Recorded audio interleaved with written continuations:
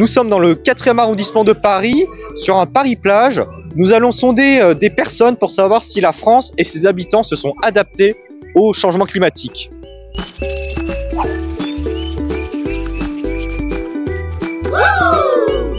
J'essaye de gérer ma consommation d'eau en conséquence, de prendre dans tout ce qui est cosmétique. Je sais que ça me plaît beaucoup, mais que ça pollue, et du coup j'essaye de prendre des produits qui vont être labellisés écologiques, d'éviter tout ce qui est coton jetable et de prendre plutôt des textiles réutilisables. De moins utiliser la voiture, quand on part en vacances, privilégier tout ce qui est train, pas avion, etc.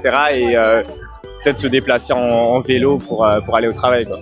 Avant Paris-Plage, il y avait beaucoup de sable, il y avait énormément de sable, énormément d'activités. Et maintenant, je sais pas si c'est pour l'écologie et lutter contre ce changement climatique, mais c'est beaucoup plus sobre. Il y a moins de sable, il y a moins d'activités et j'imagine que c'est sûrement pour ça. Je pense que tout passe par l'éducation, déjà. Ça, c'est la base. Déjà, il y a le tri qui se fait dans nos résidences.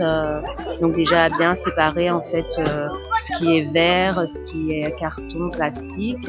Ensuite, j'essaye d'acheter en vrac aussi, comme je peux. Évidemment, de pas jeter mes déchets n'importe où. Ça fait des années que je suis là. Là, j'ai remarqué qu'il y a un peu de respect, mais ça reste à améliorer les trucs. En fait, c'est un petit camion électrique. En fait, ici derrière, on jette tous les déchets et tout ça. En plus, il y a le Karcher aussi pour laver, en cas où s'il y a des trucs par terre, tout ça, on lave. On va aux démonstrations et on trie. On va en vélo et à pied. Je suis arrivée à Paris en train. Moi, je fais toujours attention d'avoir un sac sur moi pour jeter. Je jette jamais rien par terre, ce qui est logique. Je fais en sorte, en fait, d'avoir conscience de ce que je consomme aussi, d'en parler autour de moi, mais sans être moralisateur. Donc, je pense que la meilleure chose, c'est être un exemple.